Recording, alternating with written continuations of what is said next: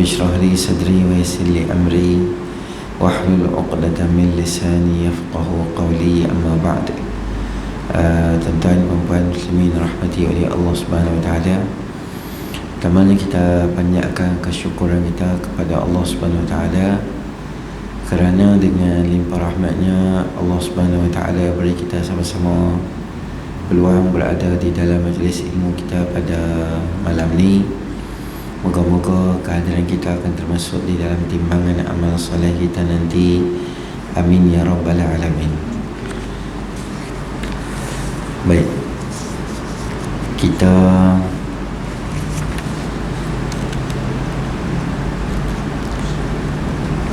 kitab kita, tentu yang ada kitab, boleh tengok muka surat yang ke 141, hadis yang ke-41 berkaitan dengan anggota badan bercakap pada hari kiamat. Kata pengarang rahimahullah ta'ala, wa nafa'ana Allahumma bi'ulumi fid daraini amin ya rabbil alamin. Betul hadis tu. Hadis ke-41 menyalahkan anggota badan. Ana Anas bin Malik radhiyallahu anhu qala kunna 'inda Rasulillah sallallahu alaihi wasallam fadhahika faqala hal tadruna mimma adhaku qala qulna Allah wa rasuluhu a'lam qala min mukhatabatil 'abdi rabbahu yaqulu ya rabbi alam tujirni minadh-dhulm qala yaqulu bala qala fayaqulu fa inni la ujizu ala nafsi illa shahidan minni fayaqulu kafa binafsika al-yawma alayka shahida wa bil kiramil katibina shuhuda qala fayukhtamu ala fihi fayuqalu li arkanihi inti'i qal intiqi qal fanantiqu bi'amalihi qala qal thumma yukhalla bainahu wa bainal kalam qal fayaqulu bu'dan lakun wa suhqan fa'an kunna kuntu ana unadhilu. Daripada Sayyidina Anas bin Malik radhiyallahu anhu katanya, kami sedang bersama Nabi SAW pada satu hari. Lalu baginda tiba-tiba ketawa dan bersabda, adakah kalian tahu mengapa aku ketawa? Kami menjawab, Allah dan Rasul lebih mengetahui. Baginda bersabda, kerana percakapan seorang hamba kepada Tuhannya pada hari kiamat. Wahai Tuhanku, tidakkah engkau menjagaku daripada kezaliman? Allah berfirman, sudah tentu. Lalu Nabi SAW bersabda, laki itu berkata, sesungguhnya aku tidak rela kecuali ada saksi daripada diriku. Maka Allah berfirman, cukuplah dirimu sendiri menjadi saksi terhadap mu pada hari ini, dan malaikat yang mulia yang pencatat menjadi saksi. Lalu Nabi SAW bersabda, maka mulutnya ditutup dan dikatakan kepada anggota tubuhnya, bercakaplah. Nabi SAW meneruskan, lantas anggota tubuhnya itu berbicara mengenai amal orang itu. Lalu terjadilah perbicaraan antara dirinya dengan anggota tubuhnya. Maka Nabi SAW bersabda, setelah itu dia berkata, musnahlah kalian dan celakalah, dan disebabkan kalianlah aku saling berbala.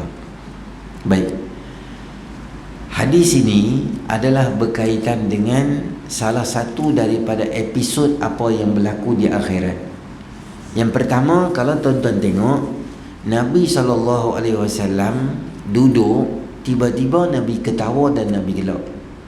Kemudian Nabi suruh sahabat tanya, hampa tak perasan ke sebab apa aku gelak? Hampa tak mau ke tanya sebab apa aku gelak? Kemudian sahabat berkata, dia kata, kami, Allah dan Rasul lebih mengetahui. Okey, berhenti situ dulu. Yang pertama, ingatan Nabi SAW, kebanyakan tumpuan Nabi ni adalah berkaitan dengan kehidupan akhirat. Macam kita, biasa kita duduk saja-saja, kita akan apa kita fikir? Biasa kita mengelamun lah, fikir berkaitan dengan dunia lah. Kalau bisnes aku boleh tambah satu lagi, kalau lelaki dia tak tahu apa, dia fikir kalau aku boleh menikah satu lagi. Saya ingat aku tu sembang lah, bukan berani pun. Saja syok sembang aku tu je. Tu kita. Tapi Nabi SAW, dia duduk-duduk, dia banyak ingatan tentang episod-episod yang berlaku di akhirat. Menunjukkan bahawa hadis ini menunjukkan bahawa kebenaran baginda Nabi SAW yang nombor 2. Kerana benda-benda yang belum berlaku dan tidak berlaku lagi, tetapi sudah dikabarkan kepada Nabi SAW, benda akhirat, apa jadi antara percakapan antara Allah dengan hamba, semua tu tak berlaku kat dunia, dia berlaku kat akhirat. Maka Nabi SAW boleh tahu ke benda yang ghaib? Nabi tak tahu juga. Yang tahu benda ghaib ni Allah Ta'ala. Tapi disebabkan Allah ni wahyu pada Nabi SAW, maka perkataan tu, macam saya beritahu dekat tuan-tuan, hadis-hadis yang melibatkan benda-benda yang sama'iyat atau ghaibiyat, bermula daripada saat kematian, bermula daripada kubur, mahsyar, mizan, syurga, neraka, benda-benda yang kita hanya dengar dan kita belum lalui dan kita tak akan lalui kecuali kita berubah ke alam yang lain, dia mestilah hadis tu sama ada dia hasan ataupun dia sahih. Ataupun hadis-hadis yang dhaif, dan bawah pada tu martabat dia, kebiasaannya kita guna dalam fadailil a'mal, kelebihan amal, memberi semangat. Benda-benda yang ghaib kita guna hadis yang hujah dia lebih kukuh. Tu yang pertama. Yang kedua, adab di antara Allah, di antara sahabat Nabi SAW dengan sahabat, dengan Rasulullah. Bila Nabi tanya apa-apa, sahabat boleh je jawab. Tetapi sahabat Nabi SAW ni, mereka biasa ambil satu langkah supaya kalau boleh jangan ada konsep memandai lebih daripada Nabi. Macam tu sahabat Nabi ni. Mereka tak akan buat sesuatu yang rasa lebih pandai, lebih cerdik, lebih bijaksana daripada Nabi SAW. Bila Nabi tanya, hampa tak mau tanya ke sebab apa aku gelak? Maka sahabat pun tak berani nak cakap apa. Kerana mungkin bila sahabat cakap, dia boleh jadi berubah macam lain. Contoh, ada seorang mak di zaman Nabi SAW, dia mai tanya, hadis riwayat Bukhari. Dia mai tanya, dia kata, anak saya ni macam mana, dah meninggal dunia, mati syahid. Nabi kata kat dia, anak kamu ni sedang bahagia, terbang dalam bentuk seekor burung yang terbang, yang bahagia seronok dalam syurga. Maka Nabi tanya, offer kat mak tu, Nabi tanya kat dia, mau ke aku doa kat Allah supaya Allah buka hijab, kamu boleh nampak anak kamu sedang bahagia dalam syurga? Nak tak?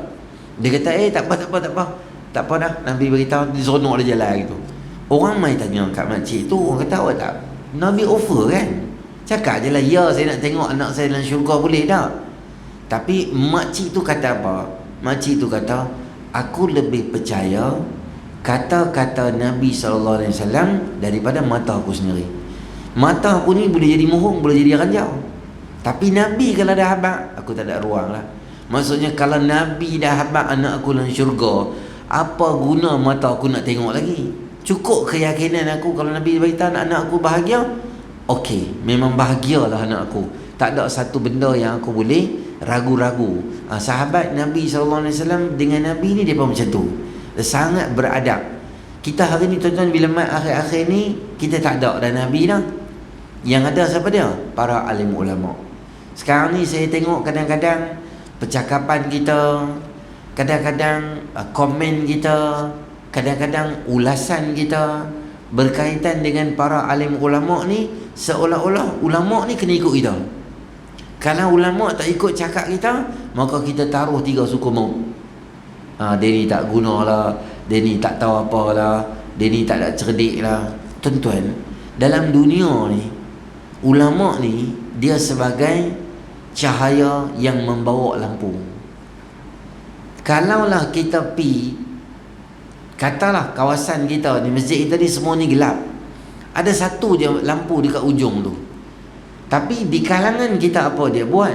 Dia pergi dekat lampu tu, dia pecahkan lampu tu, atau dia tolak lampu minyak gas ke, atau ada dia buat apa-apa sehingga menyebabkan satu-satu cahaya yang menerangi kawasan kita tu dia jadi hilang. Bila dia jadi hilang, apa yang berlaku? Maka manusia semua dalam kegelapan. Ulama dia macam tu. Para alim ulama ni dia korbankan masa dia. Masa kita muda-muda, kita bawa aci, bawa ronda belakang sikit, pergi makan ikan bakar. Kita punya zaman muda duk merepek gitu ya, main bola. Ulama ni tuan-tuan dia pada kecil duduk tahfiz. Sekolah rendah dia tak sama macam sekolah rendah kita. Dia korban banyak. Budak-budak sekolah rendah biasa buat apa? Yang tu lompat sini, naik basikal. Ada lah budak-budak tahfiz ada main juga. Tapi dia korban banyak untuk apa? Untuk belajar ilmu agama. Dia pergi sekolah menengah. Menengah dia tak sama macam menengah kita. Menengah kita hantu ayak yang menengah. Nama yang pergi sekolah aprak punya, memang belah lah, duduk dalam tandai, isap rokok, share rokok dengan kawan, tak apa-apa. Zaman tu rokok kira out lah. Out meter punya jahat lah. Fly kira paling setan kali ya. Kalau boleh keluar time rehat, panjat pagar, pergi beli Milo ais je. Bukan ada apa pun. Milo ais makcik tu jual je kat kantin. Belajar tunjuk kata gangster, keluar kata. Tahu tu ya. Tu level kita lah. Tapi ulama ni dia korbankan masa-masa muda dia bangkit, hafal Quran, belajar ilmu agama, hafal matan tauhid, hafal matan fiqh, hafal matan macam-macam benda lah hafal. Sampai umur berapa ke sambung belajar lagi, kerana nikah pun lambat. Kita 21 duk buat gatai tak ketahuan lah, buat cakap dinding lah. Dia 28 baru kahwin. Sebab apa 28 baru kahwin? Sebab sambung belajar sini, sambung belajar sana. Maknanya hidup dia korban untuk agama. Bila hidup dia korban untuk agama, maka Allah beri kemuliaan pada dia. Bila Allah beri kemuliaan pada dia, kita hidup dah seronok manjang dah, barulah 1-2 hari ni main masjid, main surau, baru kena itikaf sejadah dan sebagainya. Tiba-tiba kita bila pergi tanya satu ulama tu, dia cakap satu benda yang hak dan betul, kita tak puas hati dia, kita boh dia. Macam-macam lah kita kata kat dia. Ini perangai nama dia, mudah kita habaq, korang ajar lah. Kalau bahasa sopan sikit, korang ajar juga lah. Tentu lah, tak ada sopan lah. Kalau ulama, tu lah tahap dia. Jadi para alim ulama ni dia cakap benda yang ada dalam Quran, benda dengan hadis baginda Nabi SAW. Jadi bagaimana para sahabat mereka ini sangat menghormati para alim, menghormati Nabi SAW, tidak bercanggah. Ulama ni dia manusia, bukan kita kata dia maksum macam Nabi. Dia boleh jadi salah, boleh jadi betul. Itu biasalah di kalangan manusia. Tetapi itu bukanlah lesen untuk kita mengutuk dia. Itu bukan lesen untuk kita jadikan dia sebagai bahan herdikan, kutukan dan cercaan dan sebagainya. Baik. Kemudian Nabi SAW dia kata Nabi SAW kata aku nak tergelak sangat tentang satu peristiwa yang berlaku di akhirat nanti di antara hamba dengan Tuhan dia. Nabi ni gelak ni ada satu kitab, nama kitab tu tajuk dia adalah Hatta Badat Nawajizuhu. Dia punya tajuk dia, sehingga nampak gigi geraham Nabi, tajuk dia. Nabi ni kebiasaan Nabi senyum lah. Kalau gila-gila main lawak tu, untuk kita tu kita gelak guling-guling kan. Nabi ke senyum. Senyum tu kira lawak. Daripada biasa ke senyum tu lawak. Kalau Nabi terlalu lawak, kalau kita ni kalau tampak orang tampak apalah kawan tu, kita ambil lawak jadi gila-gila tu. Tak kira lelaki ke perempuan lah. Dia boleh duduk sembang di kedai makan, dia gelak perempuan, dia gelak semua orang tengok dia. Macam tak pernah gelak di dunia. Macam selama ni orang sumbat kain kat mulut, hari ni baru orang buka dia macam bahagia sangat. Nabi dia tak ada perangai gelak berdekah-dekah tu kan. Nabi tak ada macam tu. Nabi tak pernah gelak tak ada. Paling gelak kira paling lawak sekali lah. Nabi gelak sampai mana? Nampak gigi geraham. Itu kira maksimum lawak. Credibility seorang pemimpin yang dilantik oleh Allah Subhanahu Wa Taala. Dia perwatakan tu perwatakan yang kita kata manusia yang sempurna lah. Dia tak ada jenis orang Pulau Pinang kata tak ada jenis kelolo gitu. Jenis tak tawan gelak-gelak macam tu tak ada Nabi. Ada banyak peristiwa yang menyebabkan lebih kurang 12 atau 13 juga lah. Ada ulama kumpul kan cerita hadis tadi tu, kumpul peristiwa-peristiwa yang Nabi nak tergelak. Ada dalam Syama'il satu cerita dalam perang Uhud ke Badar tak ingat. Ada seorang lelaki, dia ni sangat handal dalam memanah. Dia duduk atas kuda, dia acah-acah dengan seorang sahabat Nabi. Dia panah, kemudian dia ambil dia punya turs tu adalah dia punya perisai tu, dia tutup muka dia. Sekali dia buka balik, dia panah balik, lepas tu dia tutup balik muka dia. Nabi duduk sini, Nabi duduk tengok, dia tu duduk di bahagian musuh, dia duduk fire kat sahabat Nabi SAW. Nabi perhati je dia. Dia ni sharp shooter juga. Sahabat ni pun dia pun kemas juga, bukan lawak lah. Dia pun duduk pegang 3-4 kali, dia elak, dia tengok. Time dia buka dia punya turs tu sikit je, tak dan dia nak ni, memang betul-betul kena dekat kepala. Dia duduk atas kuda, jatuh, kaki terangkat, tangan terangkat gitu. Macam mati katak gitu. Ketika peristiwa tu Nabi nak tergelak. Tergelak sebab apa? Sebab dia ni duk ingat dia ni tak pandai. Rupanya dia ni adalah sebahagian daripada frontliners untuk sharp shooter dalam peperangan untuk baginda Nabi SAW. Yang ni ada peristiwa. Nanti hadis lepas ni pun ada juga cerita tentang Nabi gelak. Cerita dia berkaitan dengan seorang hamba cakap dengan Tuhan dia. Dia kata, wahai Allah, bukankah aku ni terselamat daripada zalim? Apabila seorang lelaki dia melihat banyak sangat dosa-dosa dia dan dia rasa macam ada unsur kezaliman pada diri dia, dia rasa macam macam mana aku jadi banyak sangat dosa semua ni, macam mana ni, bolehkah aku dijatuhkan hukuman dalam keadaan macam ni? Maka Allah tidakkah engkau menjagaku daripada kezaliman? Dia rasa macam ada unsur-unsur kezaliman buat naya ke dia, sampai dia rasa macam aku takkan kena masuk neraka kot. Dia macam tak puas hati ya? Dia macam ragu-ragu tentang keadilan Allah. Kemudian Allah kata boleh. Lalu Nabi SAW bersabda, bukan, Allah kata kat dia, betul aku ni memang akan jaga, takkan buat zalim kat hamba aku. Sesungguhnya aku tidak rela kecuali ada saksi dari diriku sendiri. Dia kata, wahai Allah, aku macam tak rela aku jatuhkan hukuman atau aku kena hukuman ni, aku macam tak puas hati ya. Dan aku nak keadilan, dijatuhkan hukuman dengan saksi daripada pihak aku sendiri. Maka Allah Ta'ala sebut, kafa binafsikal yawma alaika syahida. Cukuplah diri hang sendiri menjadi saksi. Hang pun tahu kan, bukan aku buat nanya kat hang. Hang tahu hang baik tak baik, apa yang tertulis dalam buku tu semua memang hang buat pun. Tak mana hang kata aku zalim ni hang. Dan malaikat pula pencatat bagi para saksi. Malaikat-malaikat pun dah jadi saksi dah. Tak cukup dengan diri hang sendiri. Seolah-olah dia kata, macam hamba ni dia nak kata dekat Allah, malaikat ni dia geng kamu wahai Allah. Mungkin dia saksi ni dia akan bias ke arah kamu. Jadi tak aci ya, saya nak saksi lain. Dia macam tak puas hati ya dengan perbahasan tu. Nabi nak tergelak dengan dia punya pulun, tak percaya kat keadilan Allah Ta'ala tu.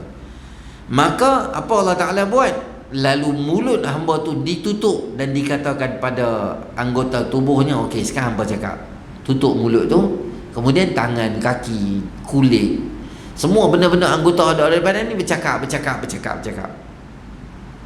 Lalu terjadilah perbicaraan antara dirinya dan anggota tubuhnya. Bila anggota tubuh jadi saksi, pakat duk cakap bertubi-tubi, maka Allah buka balik mulut dia, dia jadi bara kat kulit dia dengan badan dia.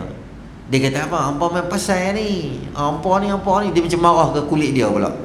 Maka akhirnya dia dihumban ke dalam neraka Allah SWT kerana cukup saksi yang dia ada. Tuan-tuan tengok huraian. Salah satu hadis yang menunjukkan perbuatan Nabi SAW ketawa adalah hadis ini. Dalam hadis ini, Nabi SAW tertawa apabila diberitakan tentang peristiwa yang berlaku pada hari kiamat. Seorang hamba di hadapan Allah, dia bertanya kepadanya berkaitan dengan Allah tidak berlaku zalim. Justru dia meminta supaya diberikan seorang peguam bagi mewakili dirinya. Maka Allah tunaikan permintaannya dengan melantik anggota tubuh lelaki itu sendiri sebagai peguam. Hal ini kerana anggota tubuhnya sahaja yang paling tahu apa yang dia lakukan oleh lelaki itu. Begitu juga para malaikat yang kerjanya catat amalan. Kemudian lelaki tersebut ditutup mulutnya dan anggota badannya bercakap dengan dirinya sendiri, sehingga berlakulah pertelingkahan antara lelaki itu dengan anggota badannya. Lelaki itu akan menyalahkan anggota badannya dengan sebagai punca dia sesat. Akhirnya selepas penyaksian anggota badan, lelaki tersebut dihumbankan ke dalam neraka atas sifat adil Allah Subhanahu Wa Taala, dan Allah tidak berlaku zalim terhadap hamba-Nya. Ditanya keadilan Allah, maka di situlah Allah tunjuk. Maknanya hang betul bersalah, maka tak ada hujah dah nak buat. Peguam pun aku dah lantik untuk wakil diri hang, tak ada siapa pun bela hang. Akhirnya hang dalam keadaan kesusahan. Baik, hadis ini bagi tahu pada kita anggota badan akan jadi saksi di akhirat, sama ada saksi menyokong atau mendakwa. Hal itu bergantung pada amalan. Antara saksi dan hujah yang paling kuat sekali adalah anggota badan kita sendiri. Sebab ada benda mak kita pun tak tahu, bapak kita pun tak tahu. Ada benda kita boleh sembunyi daripada ahli keluarga kita. Ada benda yang kita boleh tak bagi tahu dekat isteri kita, boleh. Ada benda boleh buat. Dia kahwin satu lagi 10 tahun dah, anak pun dah besar, isteri pun tak tahu. Kadang dah meninggal, isteri dia mai, isteri kedua dia mai, bagi tahu macam ni suami hang menikah dengan aku. Ada tak? Kadang dah meninggal, suami dia cek telefon, isteri dia cek telefon, baru tahu kata ada isteri kedua. Jadi kadang ada benda yang kita boleh rahsia, tetapi tak ada benda yang kita boleh rahsia daripada anggota badan kita sendiri. Itu adalah saksi yang paling kukuh dan paling utuh untuk menjadi pendakwan atas kita atau bagi membela kita. Kalau kita banyak buat benda yang baik, anggota badan juga akan jadi saksi. Wah Allah, dia selalu bagus, dia selalu main kuliah, selalu ceramah, selalu derma, selalu tolong orang, selalu buat baik. Dia akan jadi saksi. Kalau buat benda jahat, maka tak ada orang lain yang boleh tahu. CCTV boleh tutup, boleh jadi current tak ada, boleh jadi dalam kegelapan, boleh jadi lokasi orang pun tak tahu. Mungkin tak buat jahat kat dalam negara, mungkin buat jahat dekat luar negara. Han tak puasa kat Malaysia, bulan puasa hampir Belgium, bulan puasa hampir Australia, bulan puasa hampir satu lokasi yang jauh daripada kawan-kawan, rakan, kenalan. Han duduk luar negara, makan minum macam biasa, raya hamai balik. Mungkin orang tak tahu, orangnya hampir atas nama kerja, tapi yang tahu sekali siapa dia? Mata, tangan, kaki Allah tunjuk. Maka jangan sesekali terlibat dengan dosa yang melibatkan tangan, kaki, kulit. Bukan melibatkan tangan, kaki, kulit. Jangan terlibat dengan dosa, terutamanya kerana saksi untuk menjawab tu dia sangat banyak. Dan yang kedua, laki dalam hadis ini awalnya seolah-olah mempertikai keadilan Allah. Kerana dia mahu seorang peguam bela pada pendapatnya, malaikat pasti menyebelahi Allah dan bukan memihak dirinya. Akhirnya perbuatan tu memakan dirinya sendiri. Larangan mempertikai kebijaksanaan dan keadilan Allah Subhanahu Wa Taala. Bila Allah dah buat keputusan tentang sesuatu benda, maka benda itulah yang paling terbaik untuk kita. Kita dalam kehidupan dunia ni ada satu konsep yang kita panggil sebagai redha. Redha maknanya apa? Apa saja Allah susun untuk kita, benda tu dia baik untuk kita. Macam kita dengan anak kita lah, kita cari sekolah yang baik kat dia, kita cari universiti yang baik pada dia, kita usaha cari pasangan yang baik pada dia, sebab kita nak buat sesuatu yang baik pada anak kita. Demikian juga Allah SWT. Lebih-lebih lagi kerana hubungan anak dengan bapa, hubungan Allah dengan hamba-Nya lebih tinggi dan lebih hebat. Maka Allah takdir susun semua benda, semua tu ada baiknya. Tak kira lah, mungkin kadang-kadang berlaku banjir kawan-kawan kita di Kelantan, Terengganu, Pahang, sampai 10 10, 16, 15 ribu orang duduk di pusat pemindahan sementara banjir itu. Semua tu dalam pengetahuan dan kuasa Allah SWT. Allah tahu sebab apa Allah buat. Kadang kita tak boleh fikir benda tu. Contoh apa? Baby baru beranak, jantung dekat luar. Baby baru beranak, jantung dia dekat luar. Ni tek tek tek tek tek tek tu, injak jantung tu kita boleh nampak. Ya Allah, berlubang badan dia, boleh nampak. Kita nak kata kafarah apa baby ni? Allah nak ampun dosa apa? Dia bukan ada dosa. Mak pak dia jahat, Allah tak akan tunjuk kat baby dia. Pahai baby nak kena pula. Mak pak jahat, mak pak lah tanggung dosa dia. Jadi kita pun tak tahu kadang-kadang. Tetapi kata Aqidah Tahawiyah pengarang dia kata apa? Semua benda yang berlaku di dunia ni adalah di atas rahmat dan kasih sayang Allah. Macam mana kita nak tahu? Ada benda-benda yang akal kita tak mampu nak capai. Maka kita dengan agama ni, dengan syariat, dengan hukum hak Allah Ta'ala ni, kita redha. Maknanya bukan tak payah usaha. Tapi setelah kita berusaha, itu yang kita dapat, maka jangan kita salahkan takdir. Jangan kita marah kat Allah Ta'ala. Jangan macam tu. Kita dah usaha dah, dah kerja dah. Siang, malam, pagi, petang kerja.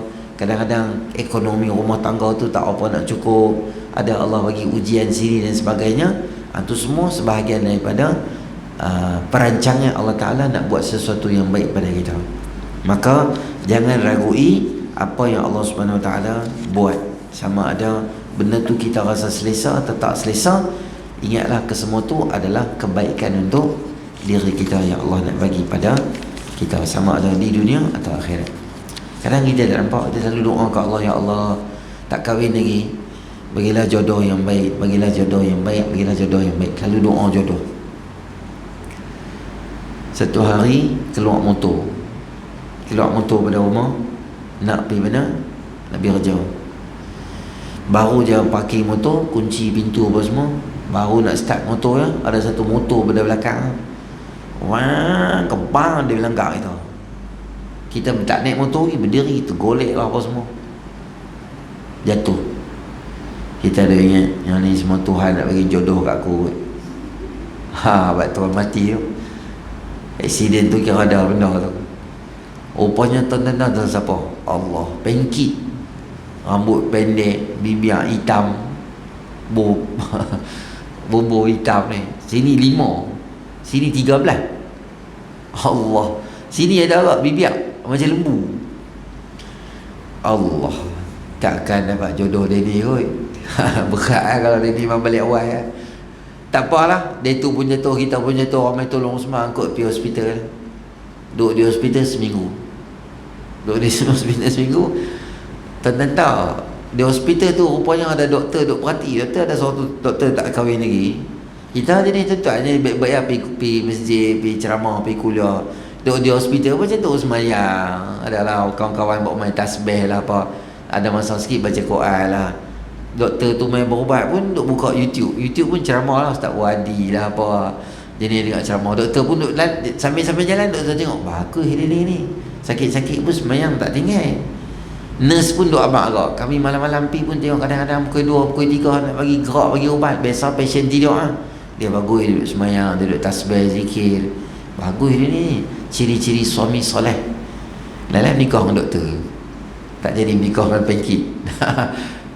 Kalau kita tahu rancangan awal, kita akan bebai tak dengan Allah masa kita kena langgar tu. Kita tak akan bebai. Sebab Allah susun lah. Itu yang terbaik. Kita pun tak tahu. Mungkin bukan doktor. Siapa dia? Kawan hak jaga depan. Dia jaga mak dia. Kita sakit, bujang duduk seorang, dia jaga mak dia. Dia nanti main pagi, main balik. Tapi kita tengok dia bagus lah, khidmat kat mak bagus. Kita pun akhirnya kahwin dengan dia. Boleh jadi tak? Boleh jadi tak? Jadi urusan tu semua adalah dalam takbir Allah Ta'ala. Mungkin dia buruk untuk kita, tapi baik untuk orang. Kita aksiden ni kita syok tak? Tak syok lah. Tapi ada orang hari-hari dia doa supaya orang aksiden.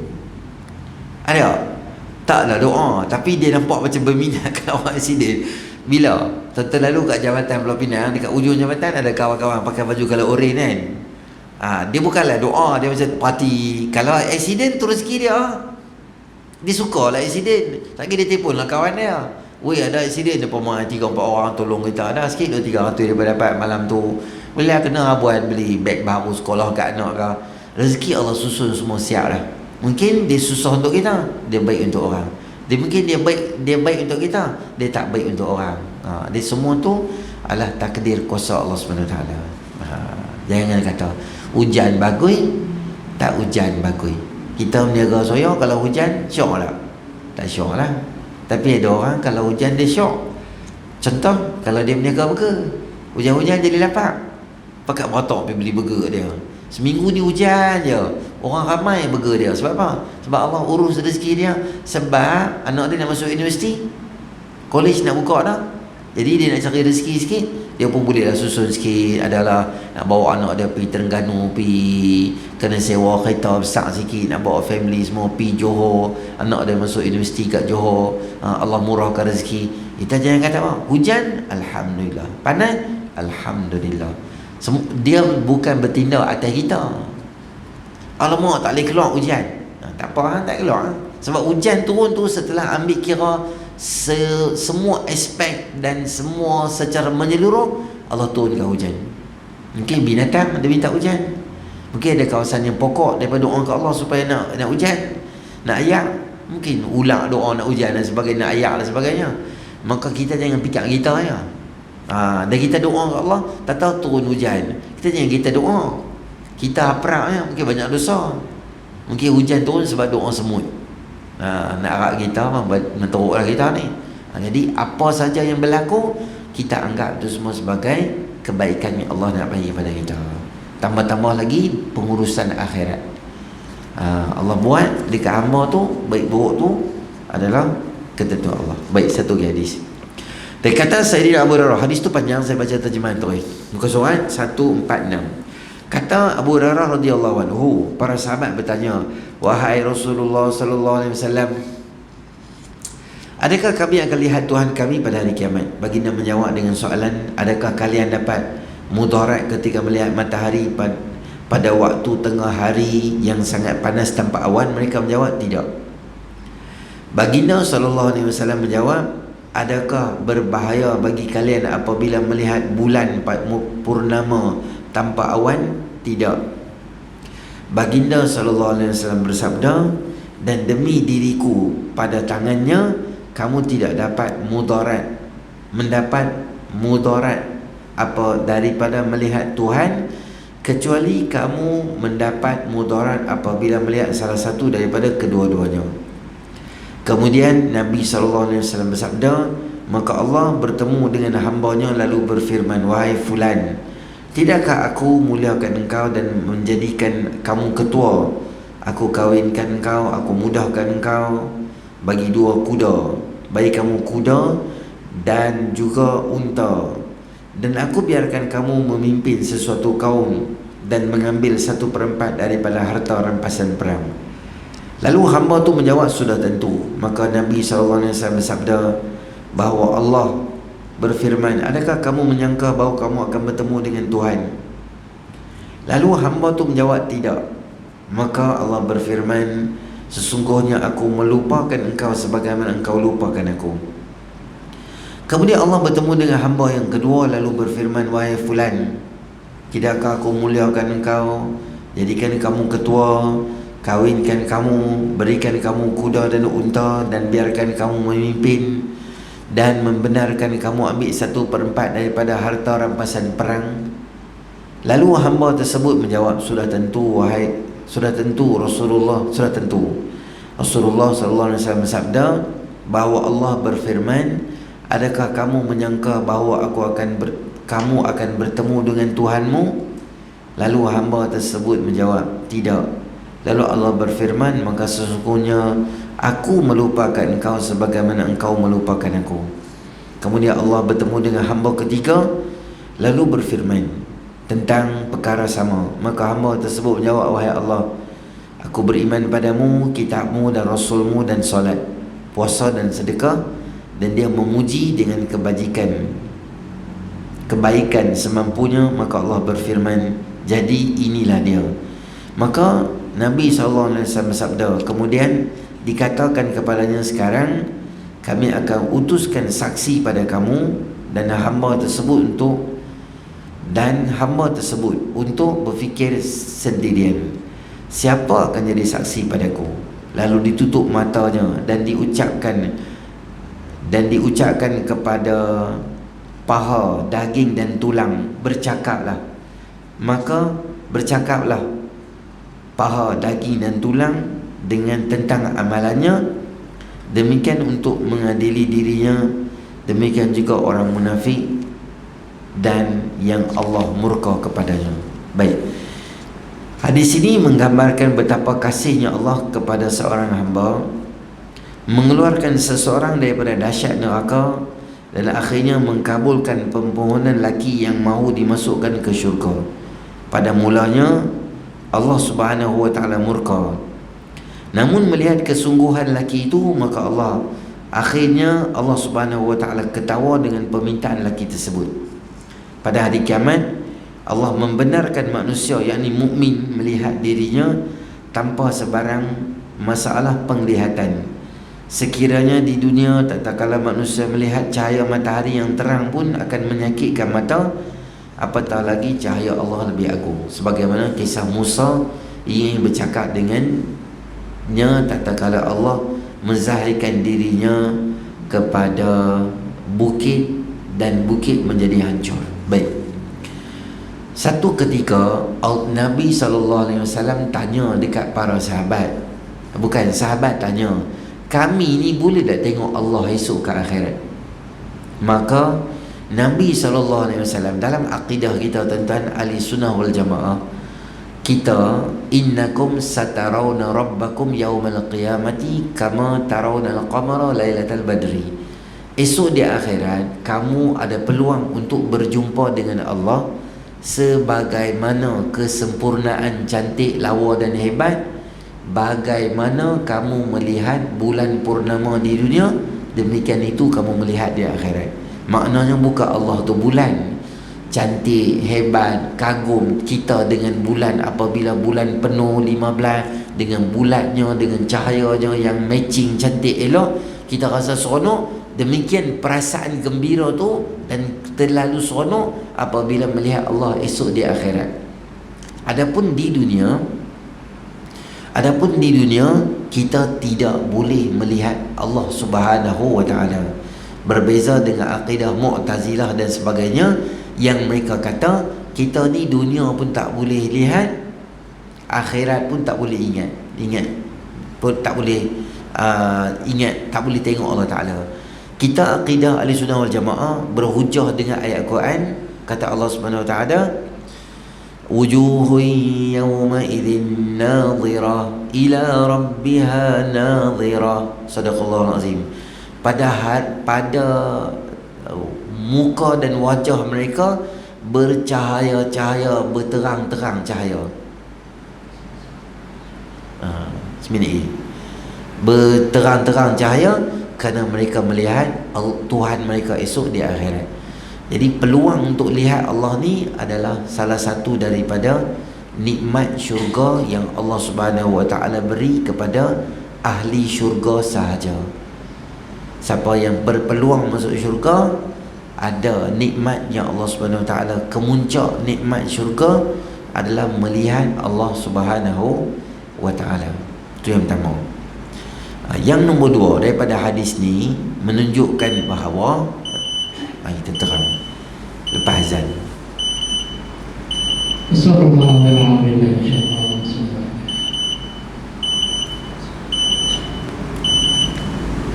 Allahu Akbar, Allahu Akbar.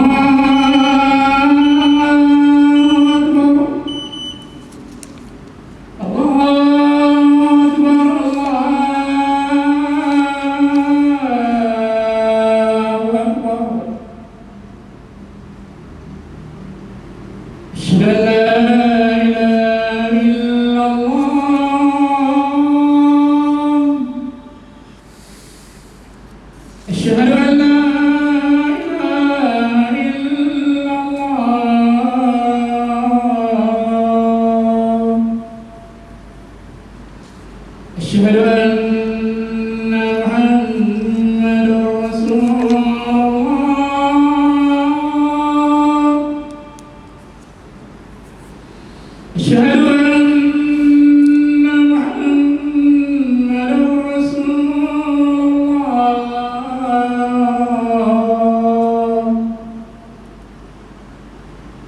حي على الصلاة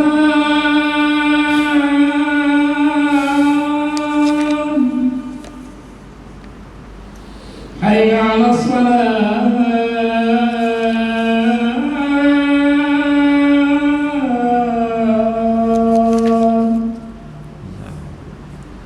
حي على الفلاح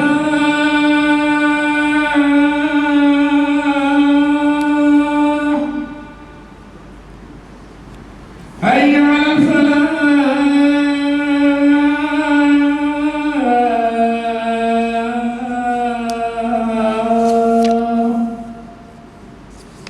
الله أكبر الله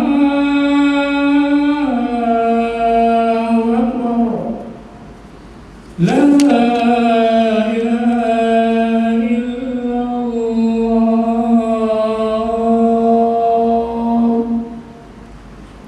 لا إله إلا الله ربنا سبحان الرحمن إنك لا تخلف الميعاد.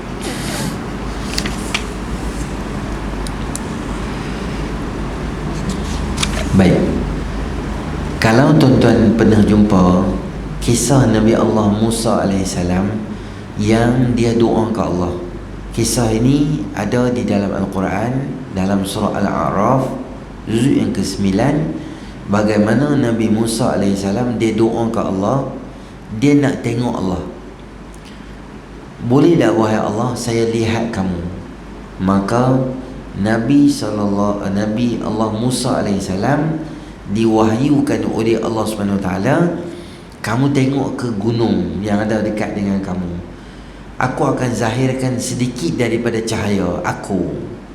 Andai sekiranya gunung tersebut berhenti, maknanya dia kukuh, dia elok, dia berdiri, dia kemas, maka kamu akan tengok, boleh tengok aku. Apabila gunung tu hancur, maka maksudnya tak boleh. Falamma tajalla rabbuhu lil jabali ja'alahu, apabila cahaya Allah Subhanahu Wa Taala tu dizahirkan ke atas gunung yang besar tadi tu, maka gunung tu pecah dan hancur, dan pingsan Nabi Allah Musa AS. Falamma afaqa, apabila dia bangun, dia sedar balik, maka dia kata, wahai Allah, aku minta maaf, taubat pada kamu balik, aku tak akan buat dah sesuatu yang kamu tak suruh aku buat. Jadi maknanya di dunia tak boleh lihat Allah Subhanahu Wa Taala. Di akhirat insya-Allah manusia boleh lihat. Dan tiga golongan tadi tu yang Allah Subhanahu Wa Taala tanya tu adalah tiga-tiga orang ni Allah tanya pada dia nikmat yang aku beri pada dia. Antara nikmat yang Allah beri pada seseorang tu adalah berkaitan dengan kepimpinan, ketua, kemudian beri isteri atau suami, kekayaan, kemewahan berupa unta dan kuda, dan aku biarkan kamu memimpin. Jadi 4 benda ni kata ulama adalah sebahagian daripada nikmat besar yang diberikan oleh Allah kepada seorang hamba, yang Allah akan tanya balik esok ke akhirat. Pertama, berkaitan kepimpinan. Yang kedua adalah berkaitan dengan kepimpinan dalam keluarga, isteri dan anak. Dan yang ketiga adalah berkaitan dengan harta dan kemewahan. Kuda dan unta mewakili semua harta dan kemewahan yang Allah Subhanahu Wa Taala berikan pada seseorang. Jadi 4 benda yang Allah bagi ni, termasuk harta rampasan lah. Harta rampasan sekarang tak ada kan. Jadi 4 benda ni adalah nikmat yang diberikan oleh Allah, yang dia akan tanya balik esok di akhirat. Kita ada pertama kepimpinan lah.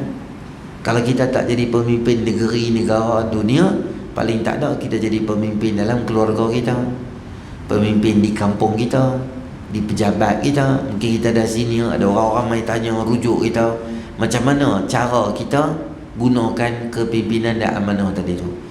Dan yang kedua adalah keluarga kita. Akhir-akhir ni kita tengok tuan-tuan, banyak yang berlaku dalam masyarakat, seolah-olah suami dia tak ambil berat tentang agama isteri dia.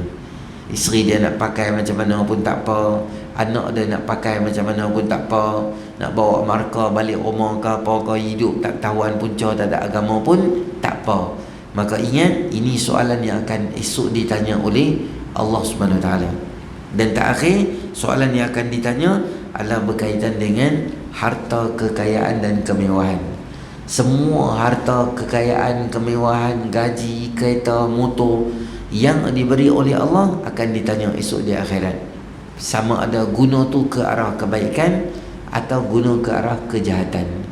Kalau kita guna wang ringgit yang Allah bagi kat kita, tapi ada ruang yang kita gunakan untuk sedekah, bahagian sunat, bahagian wajib zakat kita buat, maka kesemua tu akan terlepas daripada soalan.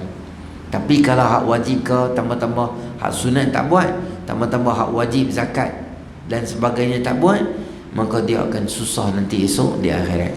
Kesemua jawapan oleh hamba-hamba tadi tu adalah tidak expect untuk bertemu dengan Allah. Maka orang yang tak ada satu jangkaan dia bertemu dengan Allah, maknanya dia hidup dengan membujur lalu melintang patah, halal haram apa semua tak ingat, sebab dia tak rasa dia tak bertemu dengan Allah. Kecuali hamba yang last sekali, dia kata, wahai Allah, kamu bagi aku duit atau kekayaan, kemewahan, kesenangan, aku guna untuk derma, semayang tak tinggal, puasa tak tinggal. Maka akhirnya Allah Subhanahu Wa Taala anugerahkan pada dia adalah syurga Allah Subhanahu Wa Taala. Maka kita ingat, apa saja dianugerahkan oleh Allah bukan habis di dunia saja, tetapi dia tetap nanti disoal oleh Allah Subhanahu Wa Taala di akhirat esok ni. Jadi insya-Allah nanti kita akan tengok 3 lokasi tentang timbangan amal soleh manusia esok di akhirat tu, macam mana berlaku proses timbang amal soleh di akhirat. Kemudian kita akan jumpa juga hadis berkaitan titian sirat dan sifat-sifat titian sirat. Kemudian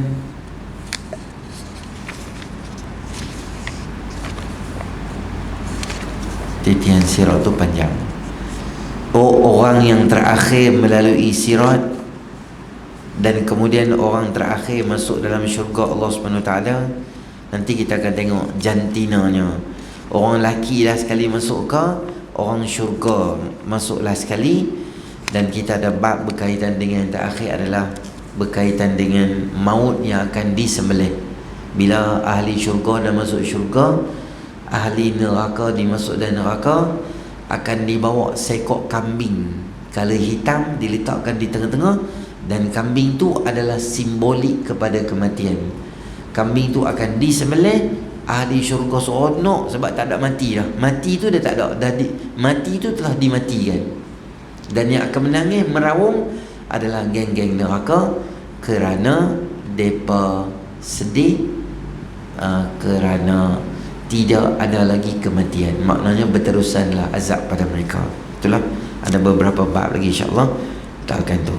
Kita tuan-tuan, hari ini kita menerima berita telah kembali ke rahmatullah guru kita yang mulia.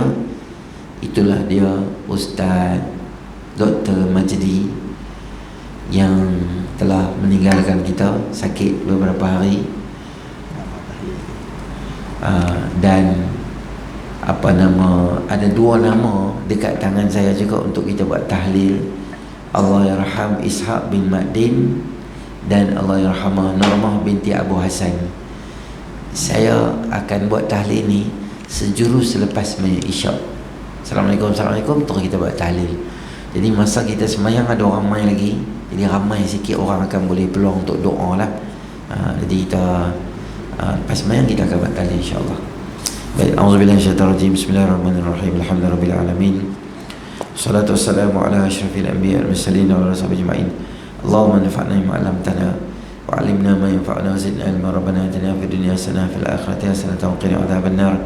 Wa sallallahu ala sayyidina Muhammadin nabiyil ummi wa ala alihi washabbihi ajma'in. Alhamdulillahirabbil alamin. Subhanakallahumma wa bihamdika asyhadu an la ilaha illa anta nastaghfiruka wa natubu ilaik. Wal 'asr innal insana lafi khusr illa allazina amanu wa 'amilus solihati wa tawassaw bil haqqi wa tawassaw bis sabr. Subhana rabbika rabbil izzati amma yasifun wa Wassalamun ala al-mursalin. Alhamdulillahi rabbil alamin.